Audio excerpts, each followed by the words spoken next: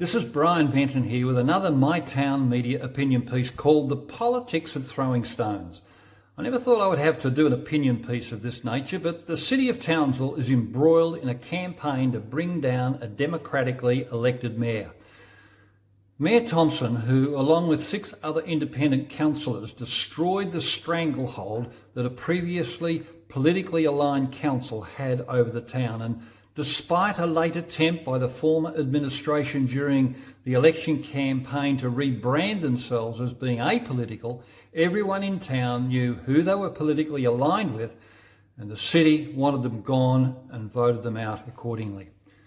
The newly elected mayor immediately began to introduce a new style of leadership that clearly had a broad acceptance within the community. In fact, councillors themselves were afforded a new freedom to vote in the chamber on an independent platform, and the change was refreshingly different. But the honeymoon soon ended with a concerted and well-organised attack on the integrity of the mayor over words spoken or not spoken by him during his campaign. The question, though, on everyone's mind is, who is behind this well-coordinated and deliberate attempt to destabilise and defrock the mayor and turf him out of office? In my view, the attack has culminated in 2 ways. On the one hand, the state minister responsible for local government, Megan Scanlon, at someone's request, has referred the mayor to the State Crime and Corruption Commission. Now that's fine. The CCC's brief is to investigate only the most serious allegations of corrupt conduct. Theoretically, once a person has been referred to this body, no one is supposed to interfere with the process in public commentary, and that's why everyone says I'm not allowed to comment and we let the CCC do their job, but that's not what's happening here. What we are seeing instead is that our Townsville councillors are about to move a motion of no confidence in the mayor, and Minister Scanlon has openly stated that she will consider any motion of no confidence in Townsville's mayor should the councillors choose to take that route, and she may take action accordingly. Now, let me make this point.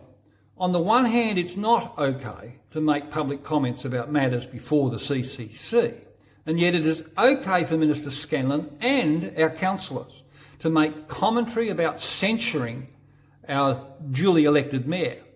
Or, if I could put it another way, there appears to be a deliberate attempt to do one of 2 things here. Either deliberately seeking to influence the CCC with overt interference by both the minister and our councillors, or on the other hand, our councillors are deliberately being used or manipulated to turn the city against the mayor for a wider political agenda in spite of the CCC investigation that's going on. Now, I suspect partisan political operatives behind the scenes know that the mayor is probably untouchable in terms of a CCC outcome, and are instead using unsuspecting councillors to undermine the mayor and remove him from office. Now, I don't know about you, but I find it incredibly odd that 10 councillors who effectively function as independents could all come to a conclusion that the mayor needs to be dismissed without, at the same time, there being a concerted effort by someone to influence those councillors and an outcome in that way. Now, it would not at all surprise me that there may even be some element of coercion being applied to our councillors in order to gain their support for a no confidence motion. Now, if there is any element of truth to what I'm describing here, I would hope that our councillors see through the issues and have the courage to stand up and push back against those who clearly have a nefarious agenda towards our mayor. Now, don't misconstrue what I'm saying here. I'm not defending our mayor for words he has or he hasn't said. That's the CCC's job. I'm suggesting there is a bigger narrative happening behind the scenes, and that agenda needs to be exposed.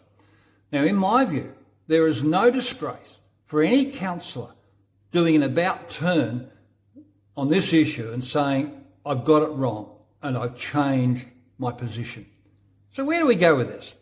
Well, interestingly, I recently spoke to a counsellor who referenced to me a well-known biblical quote from Jesus, who said, He who is without sin cast the first stone. Now, I think the contextual story there has relevance to our own contemporary situation. Jesus was asked to pass judgment against a woman caught breaking a religious law. And after talking about throwing stones to the accusers, Jesus knelt down beside the condemned woman and wrote in the sand. And as he did so, one by one, the accusers all disappeared.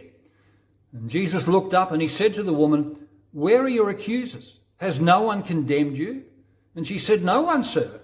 And Jesus then said, "Neither do I condemn you. Go and leave your life of sin."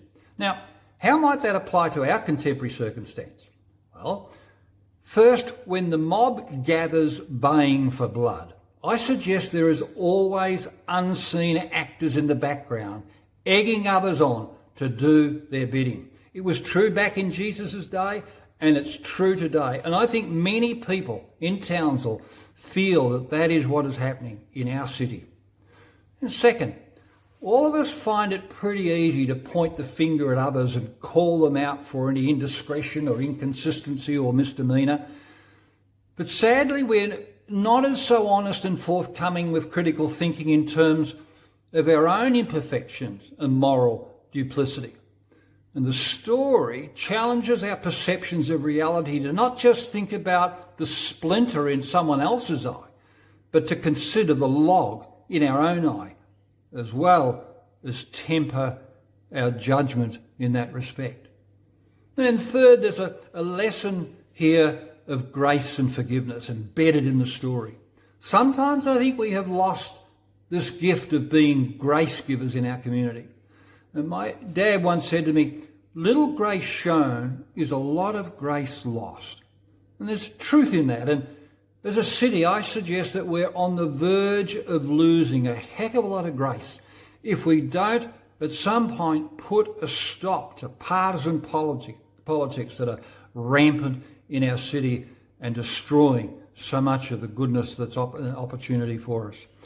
Now, the other night I was laying in bed and imagined into my mind that each councillor was given a stone about the size of the palm of their hand, and their name was engraved on this stone, and they could use their stone as a decorative paperweight or a doorstop, or they could pick the stone up and collectively hurl them at the mayor in a political stoning. Now, I, like you, struggle to imagine that any councillor would ever actually want to throw a stone at the mayor. But that is essentially what a vote of no confidence is doing in this setting. It is throwing a political stone at the mayor to destroy him. And as a councillor, that is not something I would ever want to be part of under any circumstances. My encouragement to our councillors is to find a better way. And don't allow yourself to be manipulated by background operatives. And think differently and do things differently. Thanks for listening. And remember, the things that appear are not always as they seem. Bye.